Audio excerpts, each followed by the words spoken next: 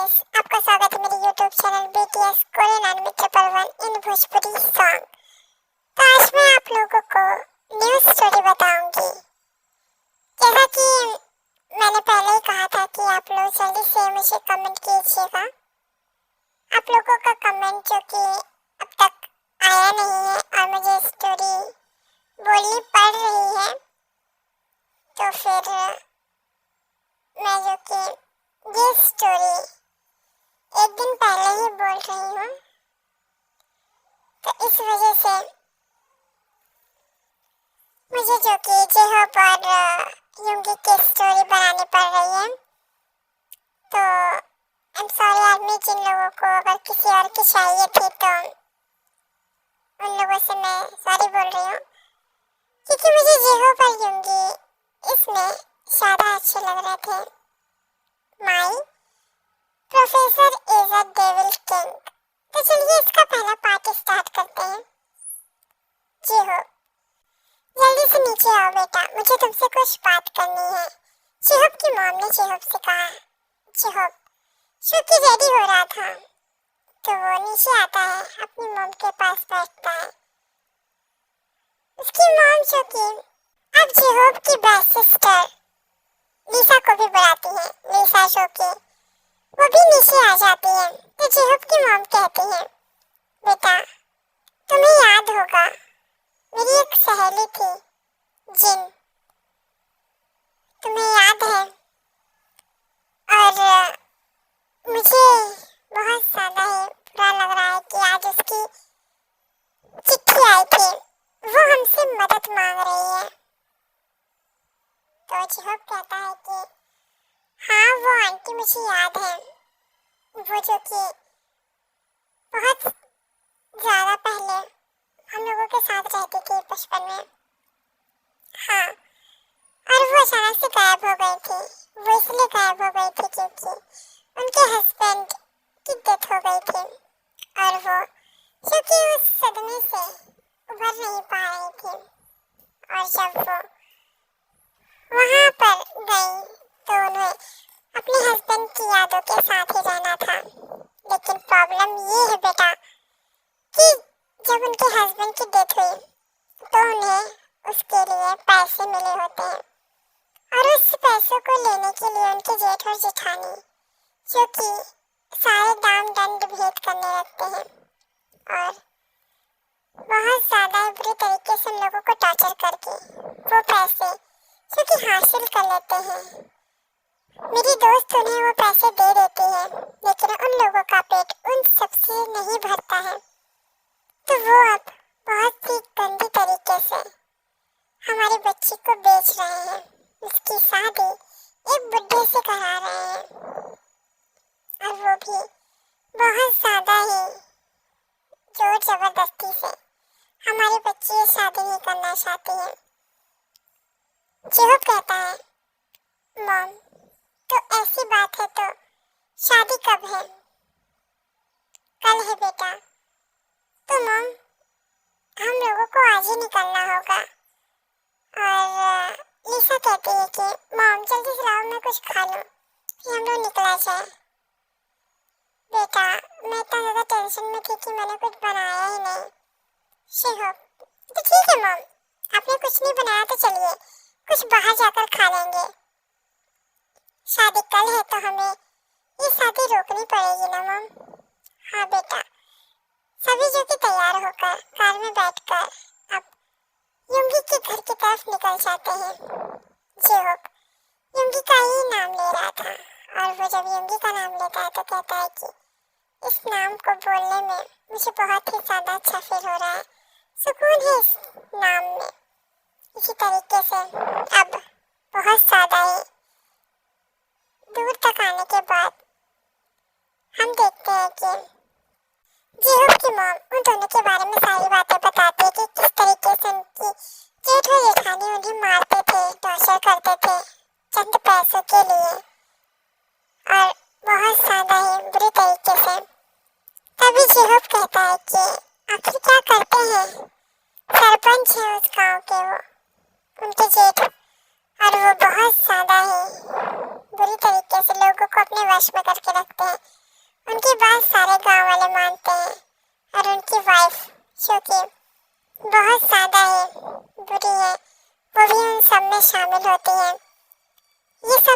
छोड़ दो, उनके जो बेटा और बेटी होते हैं वो भी इतने ज्यादा क्रूर और बदतमीज होते हैं कि वो भी उन्हीं दोनों पर गए होते हैं। तभी शिवहोप गाड़ी रोकता है। उसकी मॉम बोलती है क्या हुआ बेटा? शिवहोप कहता है चलिए मॉम रेस्टोरेंट आ गया है, चलिए कुछ खा लेते हैं। तभी ये तीनों ही वहाँ से खाना खाते हैं और जब इन लोगों का पेट भर जाता है तब वहाँ से निकलते हैं और हम इधर देखते हैं युंगी की साइड। युंगी जो कि बहुत ज्यादा ही रो रही थी और परेशान होती है और वो अपनी मॉम से कहते हैं मॉम प्लीज मुझे बचा लो, मुझे इस इंसान से शादी नहीं करनी है, मैं बहुत ज्यादा ही बुरी तरीके से इस इंसान से दूर रहना चाहती हूँ, ये बहुत ज्यादा घटिया है, इसकी तो शादी भी हो चुकी है ना, तो फिर क्यों मेरे पीछे पड़ा है, मॉम प्लीज बचा लो। ये इंसान जो होता है उसने युंगी को एक कॉलेज के बाहर देखा होता है। युंगी को पढ़ने लिखने की छूट तो वैसे भी उसके बड़े पापा ने और बड़ी मम्मी ने छीन ली होती है, लेकिन उसकी मॉम उसे पढ़ाना चाहती थी तो वो उसे पढ़ाती थी। युंगी सिर्फ कॉलेज से घर आती थी। जब उसके डैड की डेथ हो जाती है तब उसे नौकरानी की तरह रखा जाता है। सारा काम युंगी करती थी, पढ़ाई भी करती थी और अपनी लाइफ को एंजॉय तो बिल्कुल नहीं कर पाती थी और घर में रोज ही उसके बड़े पापा के लड़के लड़कियां उसे मारते थे और जब उन लोगों का मन नहीं भरता था तो उसे बहुत तेज स्लैप मारते थे उसकी मॉम के सामने। जब उसकी मॉम को दर्द होने लगता था वो बहुत ज्यादा परेशान होकर उसे बचाने जाते थे तो उसे बंद कर देते थे कमरे में, तब मारते थे। बहुत ज्यादा ही बुरी कंडीशन होती है युंगी की। युंगी जो कि बहुत ज्यादा ही रो रही होती है क्योंकि उसकी बड़ी मम्मी ने उसे मारा होता है क्योंकि वो शादी के लिए हाँ नहीं कर रही थी, तो उसे इतना मारा कि उसने हाँ बोल दिया। तो वो कहती है माई गुड गर्ल, तुम बहुत अच्छी हो बच्ची मेरी। उस इंसान से शादी कराने के लिए उन लोगों ने 5 गांव लेने का वादा किया होता है, इस वजह से वो उसे बेच रहे थे। कॉलेज के बाहर जब युंगी आती है तो वहीं पर वो इंसान जो कि गुंडा होता है वो उसे देख लेता है। वो शादीशुदा होता है लेकिन फिर भी वो युंगी को पाना चाहता था, इसलिए सरपंच से बात करके वो जो कि युंगी से शादी करने की तैयारी करवाता है।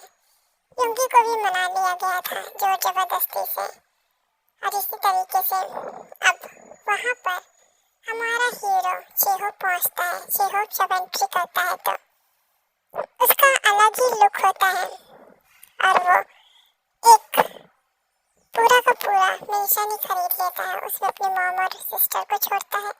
उसके बाद अपनी मॉम से कहता है आप लोग अंदर जाइए, मुझे कुछ काम है। वो कॉल लगा कर कहता है काम हुआ या नहीं। उधर से आवाज आती है जी बॉस, हमने काम कर दिया है। शिवहोप कहता है अगर एक भी गलती हुई तो मुझसे बुरा कोई नहीं होगा, याद रखना कोई भी गलती मैं बर्दाश्त नहीं करूँगा और बात जब मेरी युंगी की है तो बिल्कुल नहीं। और अच्छे से याद रखना जब मैं कॉल करके तुम लोगों से कहूँगा तभी काम को अंजाम देना। जी बॉस, ऐसा बोलकर फोन काट देता है।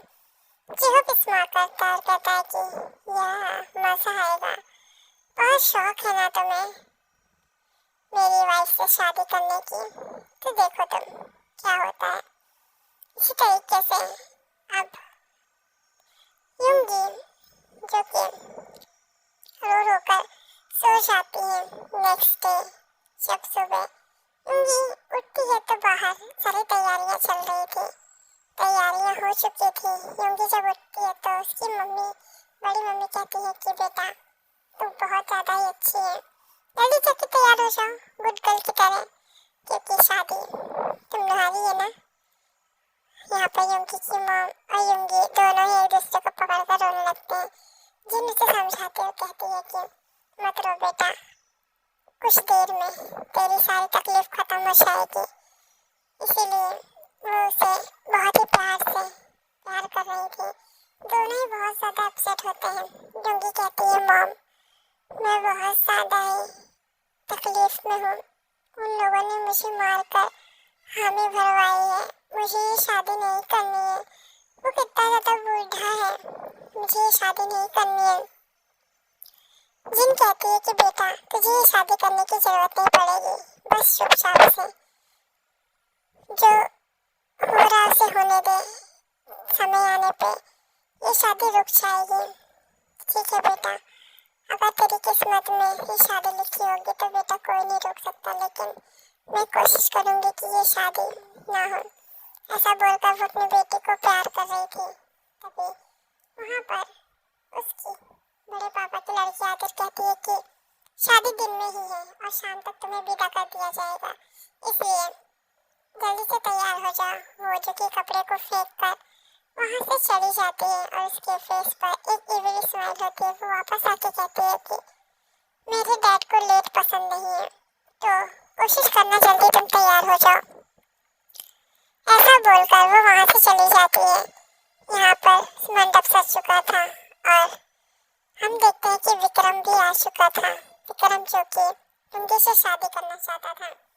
विक्रम जब आता है तो वो तुरंत मंडप में बैठ जाता है। युंगी को बुलाने को कहता है। युंगी जो कि रो रही थी, रोते रोते वो सर नीचे कर लेती है। उसे लाकर जबरदस्ती बैठाया जाता है। वो उठती है तो विक्रम उसका हाथ पकड़कर उसे बैठा देता है, तो वो चुपचाप बैठ जाती है। ऐसे ही अब पंडित से वो मंत्र बोलने को कहता है। तभी वहाँ पर 5-6 गाड़ियाँ आके रुकती हैं। ये गाड़ियों से हमारा जेहूब बाहर आता है और साथ में उसकी फैमिली भी। जेहूब जब एंट्री करता है तो विक्रम कहता है जल्दी से शादी कराओ, ये तमाशा मुझे नहीं देखना है। जेहूब की बात जो कि खत्म भी नहीं होती है। जेहूब आके कहता है कि शादी तो नहीं होगी। विक्रम कहता है कि तुम कौन होते हो ये शादी रोकने वाले, बोलो। जेहूब कहता है कि अभी तुम्हें नहीं पता है, जल्दी पता चल जाएगा। विक्रम कहता है तुम बहुत ज़्यादा गलत कर रहे हो, मैं तुम्हें अभी 10 मिनट में ही यहाँ से उठाकर बाहर फेंकवा सकता हूँ। बचाने वाला कोई नहीं मिलेगा क्योंकि इस गाँव पर राज मेरा है। जेहूब कहता है कोशिश कर लो, 10 मिनट मैंने तुम्हें दिए। 10 मिनट में विक्रम बहुत ज़्यादा गुस्से में अपने सारे आदमियों को फ़ोन लगा रहा था। सबका फ़ोन स्विच ऑफ था। स्विच ऑफ फ़ोन देखकर वो जो कि दंग रह जाता है। 10 मिनट ऐसे ही खत्म हो जाते हैं। तब जेहूब एक फ़ोन करता है। अब जेहूब जब फ़ोन करके बात करता है, विक्रम कहता है कि तुम्हारा हो गया हो तो जाओ यहाँ से। जेहूब कहता है ऐसे कैसे चले जाएं, आपका फ़ोन बज रहा है, उठाइए तो सही। जब वो फ़ोन उठाता है तभी उसे पता चलता है कि बॉस हमारे सारे दारू के ठेके, गांजे के ठेके और सारा गोदाम जला दिया गया है। वो भी टाइमिंग सेम, सारी टाइमिंग सेम, रात के 11 बजे ये सारा कांड हो गया। और इत्तेफाक की बात तो ये है कि सारे आदमी बेहोश थे, किसी को कुछ नहीं पता और उसी में वो आदमी जलकर मर गए।